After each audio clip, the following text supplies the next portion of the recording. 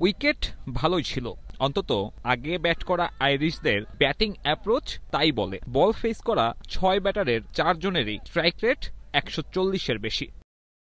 শুরুটা করেছিলেন অধিনায়ক পল স্টার্লিং। ১৮ বলে ২১ করে তানজিম সাকিবের শিকার। পাওয়ার প্লেতে ওই এক উইকেট হারিয়ে আইরিশদের সংগ্রহ ৪৮ রান। এরপর টেক্টর ব্রাদার্সের ব্যাটিং তাণ্ডব। ছোট ভাই টিম টেক্টর করেন ১৯ বলে ৩২ রান। বড় ভাই হ্যারি টেক্টর খেলে গেছেন ইনিংসের শেষ পর্যন্ত। মাঝের জুটি লরকান টাকার, কার্টিস ক্যাম্পারদের সঙ্গে।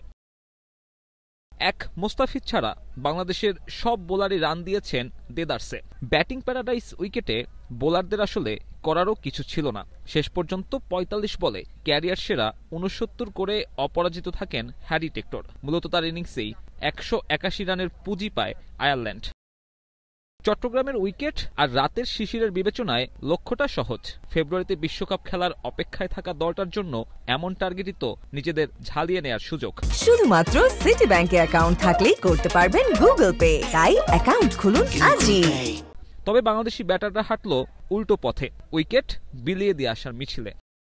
ম্যাথু হামফ্রেইস আর মার্ক অ্যাডারের সামনে অসহায় টপ অর্ডার। প্রথম ওভারে তামিম আর দ্বিতীয় ওভারে লিটন কুমার দাস। ১ ওভার বিরতিতে সাজঘরে ফিরেছেন পারভেজ ইমনও। ইনিংসের প্রথম ২১ বলের মধ্যেই নেই টপ অর্ডারের ৩ উইকেট।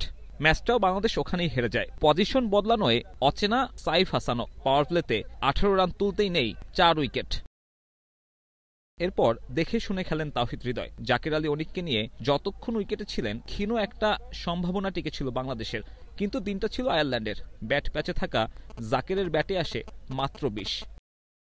এরপর একাই লড়ে গেছেন তাওহিদ হৃদয়। টেলেন্ডাররাও সঙ্গ দিতে ব্যর্থ। চমক দেখাতে পারেননি নাসুম রিশাদরাও। মাঝে শরীফুলের প্রচেষ্টায় দলীয় স্কোর পার করে ১০০।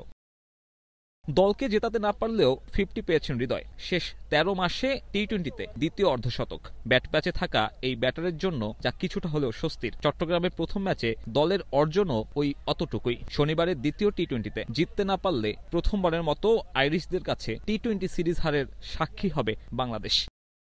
সাব্বির মিথুন, সময় সংবাদ, চট্টগ্রাম।